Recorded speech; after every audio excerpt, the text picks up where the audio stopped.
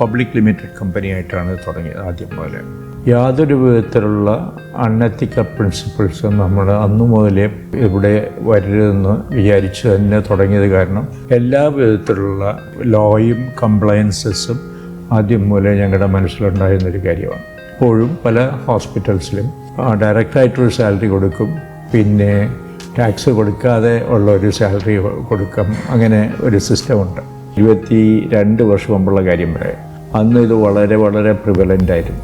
പിന്നെ CT എടുക്കുന്നതിനും MRI എടുക്കുന്നതിനും പേഷ്യൻറ്റിനെ അയക്കുന്നതിനും എല്ലാത്തിനും ഒരു കമ്മീഷൻ ബേസിസോ അങ്ങനത്തെ ഒരു പൊല്യൂട്ടഡ് ഹെൽത്ത് കെയർ പ്രാക്ടീസ് ആയിരുന്നു ഒന്നുണ്ടായിരുന്നു.